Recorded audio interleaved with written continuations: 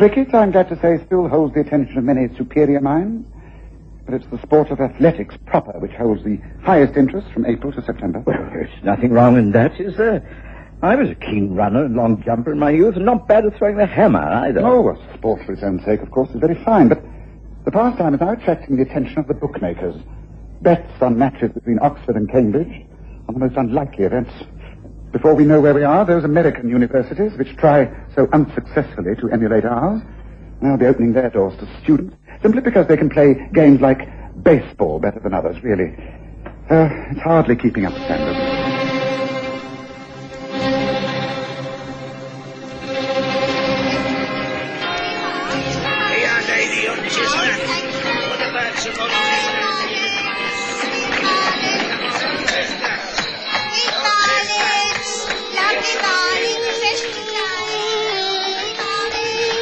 We present the stories of Sherlock Holmes.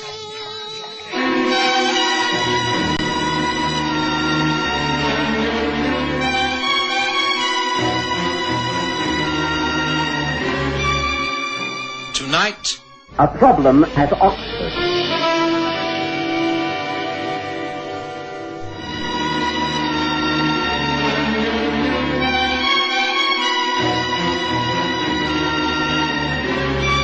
It was but 2 days after Holmes had expressed his doubts about British sporting habits with reference to universities that I found Sherlock Holmes at the task of answering letters. It was an occupation that he thoroughly disliked. He rarely engaged in small talk and found casual correspondence a waste of time. If the matter required his attention, then it was usually answered by a short telegram. On this occasion, he looked up with a slight smile of welcome and said, "This may interest you, Watson. I've had a letter from the Dean of St. Mark's College, Oxford. There's been some trouble about a cheque, which he's asked me to investigate privately. It appears that some person, posing as an undergraduate and wearing the St. Mark's colours, cashed a cheque at an Oxford bank. Later, Lord Farewell, from whose private account the cheque was drawn, denied all knowledge of the transaction and claims the signature is a forgery. Not unnaturally, the Dean would prefer to have the problem solved without publicity." How much was the amount? £100. Quite a tidy sum, even for Lord Farewell. Actually, I know the young fellow slightly. His father is the Earl of Hartland, and we soldiered together out in India. I was able to treat his wounds after a skirmish near Rawalpindi. Then you must be interested. I've wired the Dean saying that I'll accept his invitation to travel down to Oxford tomorrow morning. Are you able to accompany me? I can manage a day off. Yes, I think I'd like that, Holmes. Thank you.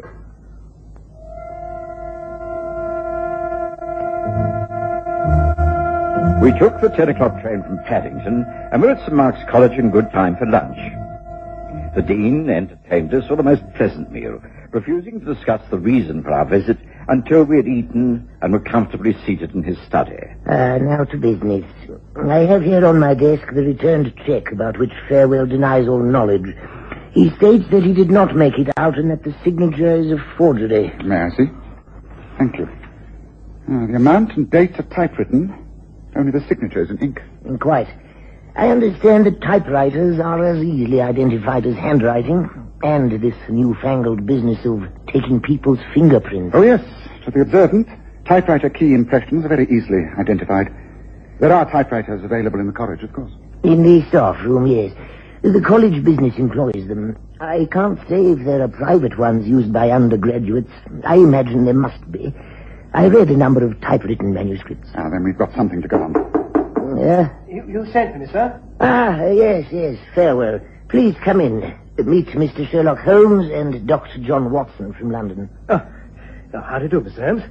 Your name is, of course, well known to me. And, of course, Dr. Watson. How do you do, sir? Hello there, Christopher. How do you do? Haven't seen you for about 3 years when you won the mile at Harrow. Your father was very proud of you. I hope he will have reason to be more proud in the future. I suppose the Dean has told of my present trouble. We have called to see if we can help. The affair is quite trivial in a way. I mean, I've been tricked out of £100, but the pater will recompense me, but, well, that's not the point. The point is that someone in this house has stooped to this method of stealing. Naturally, I felt I had to report it. Of course. I was just studying the cheque when you came in. Tell me, how could anyone have got hold of the form? I run several accounts. I admit I've never been too careful about locking up my checkbooks. I often find them in the inner pockets of my suit, or blazers, for instance. The whole form and the counterfoil were ripped out of a checkbook I found in the drawer of my desk. I see. And you stay here in the college? No. I'm at Falcon Lodge, across the playing fields. It's private. I have the first floor. I don't think there was any form of burglary or anything like that. I mean, anyone could have got at my checkbook, taken it from my coat or briefcase when I was at lecture or out on the sports fields. I see. So any of your colleagues could have seized the opportunity to tear out a check form and counterfoil from the book you were carrying. You would naturally continue to write checks without being aware that one was missing. When did you become fully aware of the fraud, Lord Farewell? When I saw my bank statement. I studied the returned check. I knew it had been a forge, and so I came straight to the Dean. Well, looking at the check, it's clear that it is a forgery. The person who did this is an old hand at the game. How do you deduce that, Holmes? The easiest way to copy is to perfect the handwriting upside down first. I think this was so in this case. I imagine that your signature is readily available, Lord Farewell. I mean, there are specimens to be seen in public. Oh, yes, of course. I sign all the sports items on the notice board. The teams that are selected, for instance. Everyone knows my signature. So to obtain a copy and imitate it would be easy. I think that the typewriter that was used was also readily available, is that not so? There is one in the common room attached to the library. Everyone uses it. Well, then it should be easy to compare the type. Good. Well, it's still early afternoon.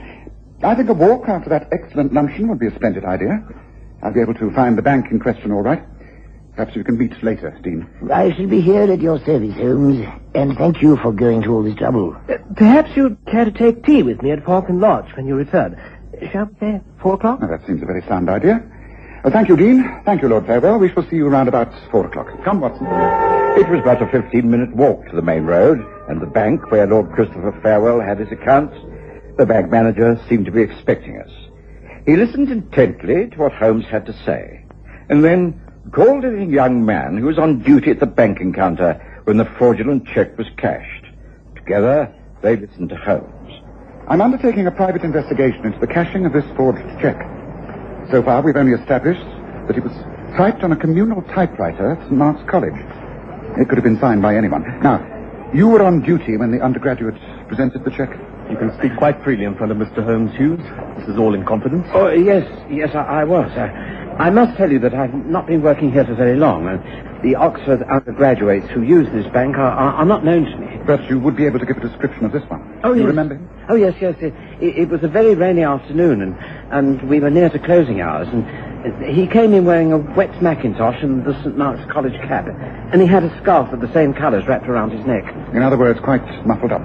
You could only see his hands and face. That's right. All I can really remember is that, well, he wore spectacles, the thin steel-rimmed kind, and he peered a bit through them. Did he speak to you? Oh, just a few words. I can't recall exactly what they were. It was something like a rough afternoon. Please cash this for my friend. Did he have any sort of accent? No. He seemed to be choosing his words very carefully and speaking quite precisely in a rather affected English.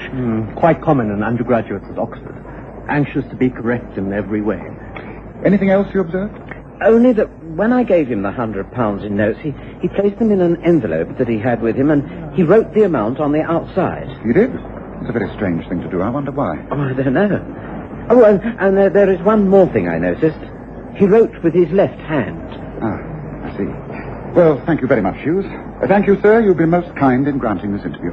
I am sorry we could not have been of more help. You have been exceedingly helpful. Come, Watson. We shall be late for tea at Falcon Lodge. Good afternoon to you, sir. Do help yourself to more cucumber sandwiches whenever you wish, Mr. Holmes. I always take tea down here on the ground floor terrace. Thank you. I rarely eat at this time of the afternoon. Dare I inquire if you're any farther forward in your investigations? I think a little, yes. Tell me, have you anyone in this college who is an American, short-sighted, and left-handed? Goodness gracious me, what a question. It's a three-part one, too. Well, the answer is yes. There is a man here who is an American, Guy Lewis. He's left-handed, and he is rather short-sighted. He wears those American steel-rimmed spectacles. You know the kind. Is he a friend of yours? No, not really. I always feel so ill at ease with foreigners. But he is an extremely fine sportsman. Excellent oarsman, good runner. Could well get his blue this term. Why? Because evidence is building up against him. Is he in need of money, do you know? Dashed if I know. I shouldn't think so. His family headed rich in the Yukon or some outlandish place. Are you suggesting that he is the man who forged my signature? No, I'm simply trying to establish facts. And the facts are that he fits the description of the person who... Gracious, what was that? It sounds as though it came from the floor above.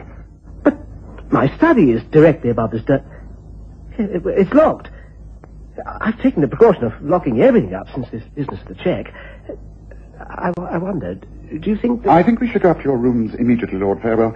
Perhaps someone is still intent upon tricking you out of even more money. Shall we go? The rooms occupied by Lord Farewell were small and self-contained. They consisted of bathroom and shower, a small bedroom, and a large sitting room which was also used as a study. They were directly above the dining room, kitchen, and terrace room. It was a few moments before we could climb the stairs and unlock the main door. Then there was a small passage into the sitting room. That door was also locked. Christopher Farewell had his keys, and soon we were standing in the elegantly furnished apartment. It was immediately clear that there had been an intruder. A chair near the window had been overturned. The window itself was open, with lace curtains flapping in the breeze. Great heavens, someone's just been in here. The drawer of my desk is open. Yes, well, whoever it was got away through that window. My bureau, the lock's been forced. Part of my stamp collection. It's missing. The latest stamps. I was about to paste them into the album. They're very valuable stamps. They've gone. You were right, Mr. Holmes. Someone is intent on getting money from me. Now, what on earth are we to do? Remain calm. Now, you locked up the whole of this self-contained apartment. Is there any other entrance? Well, no, just the main door to the stairs and ground floor. Well, it seems clear how the thief got away, but how did he get in here? Blessed if I know. He couldn't have been in here before I'd locked up. I went into all my rooms, washed my hands, changed my blazer, collected my keys. It's impossible. Well, then I think I'd better examine the window. Yes, I see that there's a flat roof right outside here. A stretch of about 7 feet before the drop into the grounds. One can actually get out onto the lead surface, yes. Do be careful, Mr. Holmes. Yes. Yes, that's it. Yes, this must be the roof over the terrace rooms. 2 bays. I suppose it is possible to jump down. It's quite a drop, all of 10 to 12 feet. What have we here? There are numerous indentations in the lead. But this looks recently made. It's here by the guttering. Most curious. It couldn't have been made by a ladder. A rope, perhaps? No, it's too broad for that. That's quite a mystery. Now, shall we go down and examine the earth beneath? Yes, please. Then you better make a thorough search of all your belongings and report the whole incident to the Dean. Come, there's nothing more to be gained out here.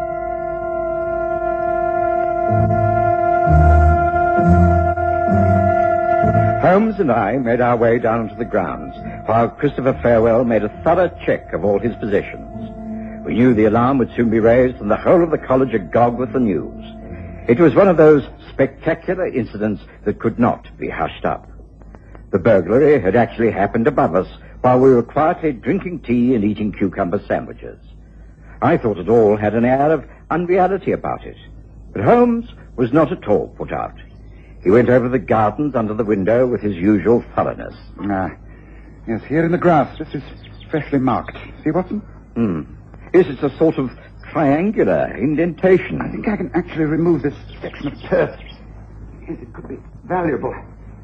Yes, I wonder if anyone here at the college comes from the Fen country. Well, why do you ask that, Holmes? That's just a thought, following the logical conclusions of the evidence so far. There's Christopher, some of his friends. Holmes, Mr. Holmes, I'd like you to meet a few of the men from my college. This is Jonathan. How do you do? Shocking business. My friend Eric Davidson. How do you do? I can't believe all that Chris has been telling us. And this is our American scholar, Guy Lewis. I'm pleased to meet you, Mr. Holmes. I guess this is something no one ever thought would happen. A thief at St. Mark's. I don't get it. I'm pleased to meet you all. I know that this is likely to cause a lot of talk and a great deal of scandal should it become public knowledge. I think you should remember the college and try to hush it all up. The news may be given out by the Dean as he thinks fit. But you know what will happen if the press gets hold of this. Yes, indeed. Could go a long way to smear the reputation of Oxford. And with the big sports encounter with Cambridge coming up, well, it won't do us any good. I agree. I am the one who's been chosen as a victim, but I must insist that we keep this within the house. I know you're all good friends and will support me in this request. We will. But it can't be overlooked, Chris. The man who did this must be found. it isn't stopped, who knows where it'll all end. Oh, I agree. I think there should be a general search made of everyone's rooms. It needn't be rowdy, just quietly and methodical. What do you say, Guy? Sure. I go along with that, sure. Why not? Right, let's put it all to the Dean as quietly as we can. We must be guided by him and Mr. Holmes. Now, what do you say, Holmes watched the retreating backs of the young men with a thin-lipped smile. I could tell he'd already formed a theory, but was not prepared to discuss it. It wasn't until over an hour later, when we were gathered in the Dean's study, that Christopher Farewell entered hurriedly. I'm sorry, sir. I wondered if you were available, and Mr. Holmes. Good, you are still here, sir. My stamps have been found. Ah, they have. And may I ask where? They were found at the back of a drawer in Guy Lewis's study, sir. I see. This is a very serious matter, Farewell. What does the young man say? He protests his innocence, says he knows nothing about the stamps. He maintains that he's not responsible either for the forged check or the theft of the stamps. Mm-hmm. He must be given a fair hearing, of course, but it does seem that he has a great deal of explaining to do. Mr. Holmes, you are the expert on these matters. What do you recommend? Well, with your permission, I should like a select group of your friends, including Mr. Guy Lewis, to gather here in the Dean's study as soon as possible. Yes, I think I can rely upon you, Lord Farewell, to choose the right men. Those I've just met, for instance, Jolliphant, Eric Davidson. A few more who are chosen athletes. They must all be sworn to secrecy for the sake of the college. Can you arrange that for me straight away? Of course, it was arranged. And within 20 minutes, the half a dozen young men were seated quietly in front of the Dean. Holmes immediately took the floor. This is the first time I've had the opportunity to address a group such as yourselves in a place of learning such as this. I'm very pleased to do so. I'm just disappointed that the circumstances are so unpleasant. As a private investigator, I've always maintained that crime is never what it appears on the surface. Not big crimes or international intrigues, or small crimes such as fraud and theft. I don't think the trouble here lies with the usual motives of love or money. As you all know, Lord Farewell has been cheated out of £100 and has had part of a stamp collection stolen. He's the first to admit that these are petty crimes, but they are not what they appear on the surface. Oh, no. If I can reveal the name of the person responsible for all this trouble, would you drop any charges against him, Lord Farewell? If it were for the sake of the college, then yes, of course I would. And what does the sake of the college mean? It means maintaining the good reputation that St. Mark's has when entering to the next games. Is that not so? I'm afraid that is where the danger lies. Athletics is a branch of sports that has hitherto been almost entirely free from professionalism and the evils of betting. But now, competition has risen to such a state that it has become work and not play. Now, this is the basic reason for the petty crimes we are investigating. A most interesting thesis, Holmes, but I'm blessed if I can see how. Well, let me show you. But first, to get back to the crimes themselves. Excuse me, sir. Wouldn't it be better if we just asked the man himself to admit his guilt? Quite. Come on, Lewis. You know you've been caught out. I have not. And I don't admit to anything. I'm not guilty. Just one moment. That's overwhelming. Now, let me start with you, Mr. Lewis. When I carried out an investigation at the local bank regarding the cashing of the forged checks, the cashier described the man to whom he gave the money as muffled up in cap and mackintosh. Then it could have been anyone. At the time this took place, you were nowhere to be found? I was out walking. It was a dreary day, but I wanted exercise. I was quite alone. That is no alibi. The man was wearing spectacles and was left-handed. He spoke very precise English, which could be an effort to conceal an American accent. Now look here, this just isn't fair. The check, which was typed out, had the dates of the day and the month transposed. In England, we put the day first, then the month and the year. Of course, correct. In America, it's the month, the day, and the year. All this adds up. As the stamps were found in your study, the case against you looks complete. But, as I have said, most crimes are not what they appear. Supposing there was someone in the college who wanted you to be disgraced, dismissed from the college and the sports, then wouldn't it be a simple matter to imitate you? A pair of steel-rimmed glasses, easily obtainable. The subtle typing of an American way of dating a check. The affected voice. Even the unnecessary writing of the amount taken on an envelope, so that the cashier should note that the left hand was used. Look here, Mr. Holmes. Do you mean someone was trying to get Lewis wrongfully accused? Yes, that is exactly what I do mean. It's all too obvious. It's all too pat. Guy Lewis is quite innocent. You're right, Mr. Holmes. Thank you. Then who has committed this annoyance? Well, it would be someone who, in the first place, would like £100 in ready cash. A gambling debt, perhaps. 2, someone who wants very much to be included in the Oxford sports team. desperate for his blue. 3, someone who is jealous of you, Lord Farewell. Perhaps a lady friend. Well, but that can only be... It can't be. 4, someone who is a fine athlete and a very fine pole vaulter. What? A pole vaulter? None of us is a pole vaulter.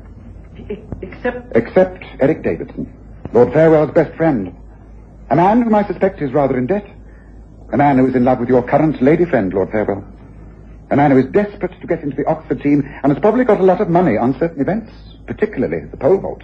The distance from the ground to the lead roof outside your rooms is over 10 feet, Lord Farewell. Eric Davidson is the only one who can clear that distance. At least according to your sporting records, which I took care to examine. This isn't true. You can't prove a thing against me. No, I think we can.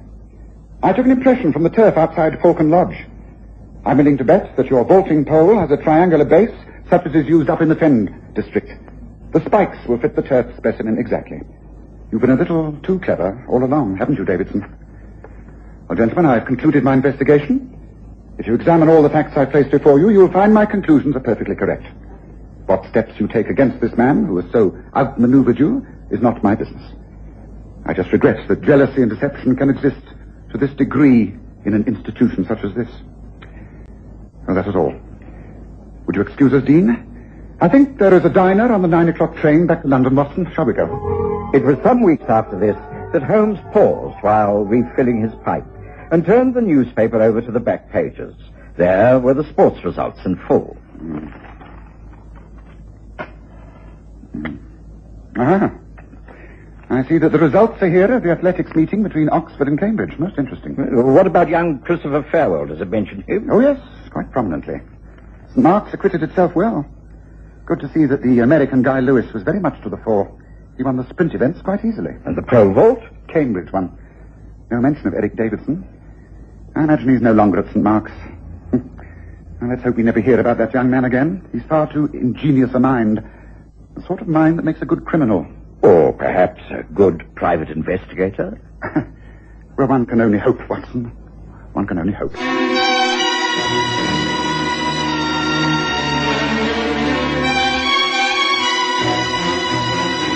Listen again next Sunday to The Stories of Sherlock Holmes, with Graham Armitage as Holmes and Kerry Jordan as Dr. Watson.